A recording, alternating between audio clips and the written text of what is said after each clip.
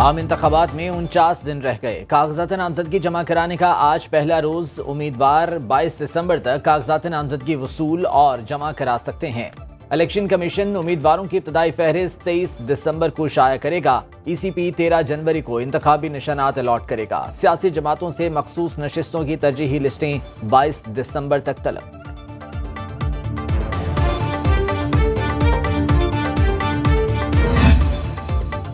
JUI का कागजात नामजदगी की वसूली में तौसीक का मुतालबा। सेनेटर कामरान मुर्तजा ने चीफ इलेक्शन कमिश्नर को खत इरसाल कर दिया। लिखा, सियासी जमातों ने इंतखाबात के लिए उम्मीदवारों को पार्टी टिकट तकसीम करने हैं। कागजात नामजदगी की वसूली के लिए 3 दिन का इजाफा किया जाए। वक्त बढ़ाने से बेहतर उम्मीदवारों के चुनाव में आसानी होगी। स्क्रूटनी का दौरानिया 7 दिन से कम करके 4 दिन करने की तजवीज। रूल्स के तहत इलेक्शन कमीशन शेड्यूल में रद्दोबदल कर सकता है।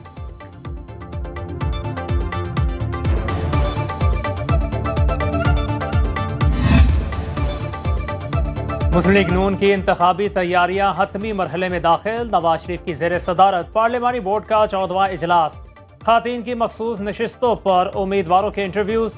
अकलियतों की मखसूस नशिस्तों के लिए इंटरव्यूज कल होंगे। शहबाज शरीफ, मरियम नवाज, सेनेटर इसहाक डार और राना सनाउल्लाह की भी शिरकत।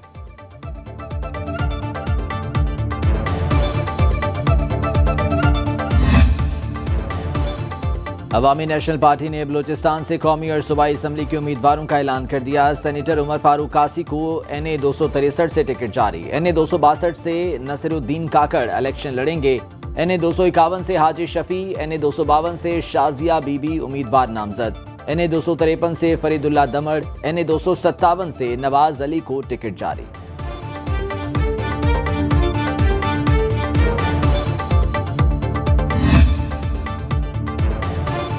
अमीर जमात इस्लामी कराची हाफिज नईमुर रहमान की सियासी मुखालिफिन पर कड़ी तनकीद। न्यूज कॉन्फ्रेंस में बोले, नवाज शरीफ को बादशाह सलामत बनाकर लाने की कोशिश की जा रही है। इस वक्त लीगी कायद की कैफियत बड़े लाडले की है। नवाज शरीफ ने कहा, चित्राल टनल हमने बनाई, वोट जमात इस्लामी को चला गया।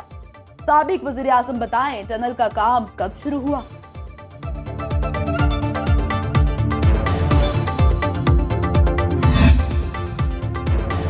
निगरान वजीर आजम अनवारुल हक काकर आज पेशावर का दौरा करेंगे। निगरान वजीर आला और गवर्नर खैबर पख्तूनख्वा से मुलाकात होगी। सूबे में अमन व अमान से मुतालिक इजलास में शिरकत शेड्यूल। अनवारुल हक काकर को आम इंतखाबात की तैयारियों पर ब्रीफिंग दी जाएगी। मुख्तलिफ वफूद की भी निगरान वजीर आजम से मुलाकातों का इम्कान।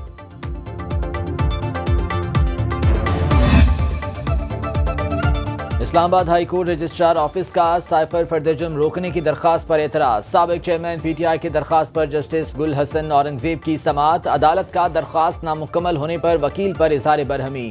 रिमार्क्स ये, आप अपने आप को अबूरी हुक्म के खिलाफ इस्तदा तक महदूद रखें। मैं हर एतराज को दूर नहीं कर सकता। अदालत ने एक एतराज खत्म कर दिया।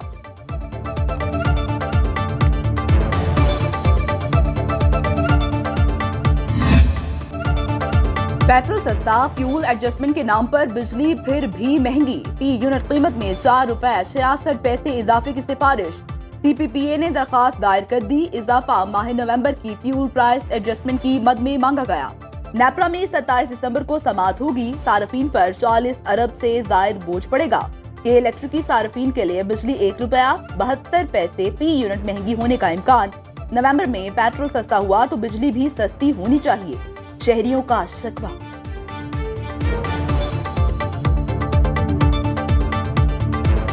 बिजली की कीमत सिर्फ फ्यूल एडजस्टमेंट के नाम पे है।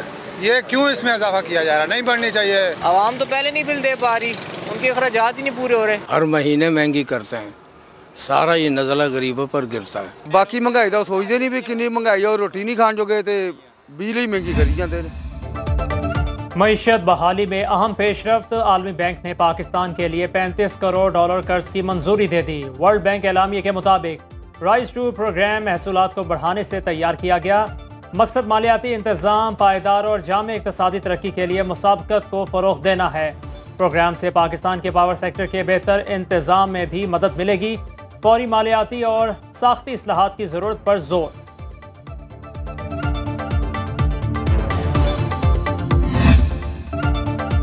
पाकिस्तान स्टॉक मार्केट में उतार चढ़ाव। हंडर इंडेक्स में 186 पॉइंट्स का इजाफा, 63,019 की सतह पर ट्रेडिंग। इंटरबैंक में डॉलर 26 पैसे सस्ता, 282 रुपये 75 पैसे में फरोख्त।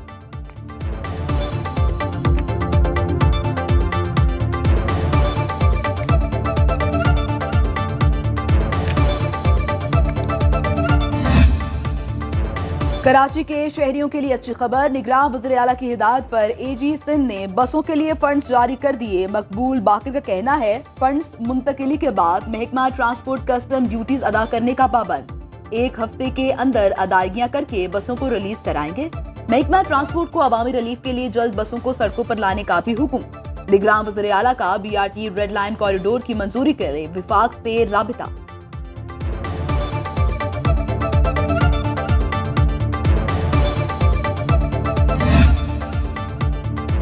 पंजाब में 40 स्मार्ट थानों का कयाम। निगरान वज़ीर आला ने जल्द तकमील की डेडलाइन दे दी। पहले मरहले में लाहौर में 23 स्मार्ट थाने बनाए जाएंगे। सूबा भर में मरहला वार मंसूबे पर अमल किया जाएगा। मौसम नकवी का इजलास में 737 थानों की तामीर व मुरम्मत और बहाली का जायजा।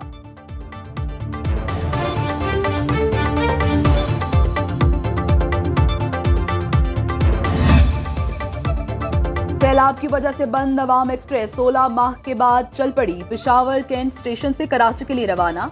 किराया 4,000 रुपए मुकर्रर।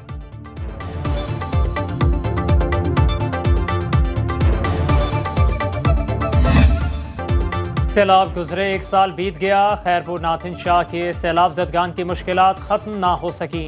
मुतासरीन आज भी खुले आसमान तले शदीद सर्दी में कसमा पुरसी की जिंदगी गुजारने पर मजबूर।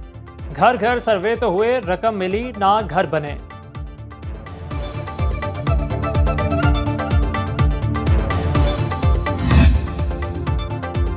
स्मार्ट लॉकडाउन किया, तालीमी इदारे बंद रखे, मार्केट्स के औकात बदल कर देख लिए, मसनूई बारिश भी बरसाई, सब कुछ आजमा लिया मगर स्मॉग से छुटकारा न मिल सका। खुश्क सर्दी और फजाई आलूदगी ने लाहौर में घर कर लिया।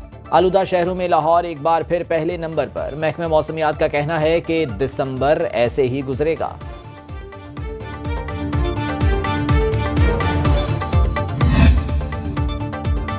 मुल्क के बालाई इलाकों में शदीद सर्दी से जिंदगी मफलूज। पहाड़ों ने बर्फ की चादर ओढ़ ली। बलूचिस्तान में भी सर्दी की लहर। कलात में पारा -3, ज़ियारत में -2 और कोयटा में -1 डिग्री रिकॉर्ड किया गया।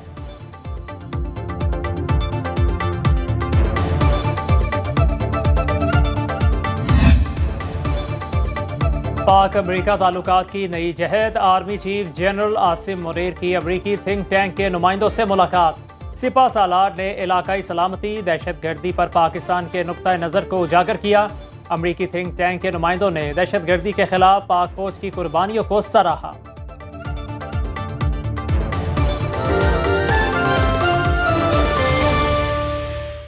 अब खबर आपकी दस्तरस में, हर वक्त बर वक्त।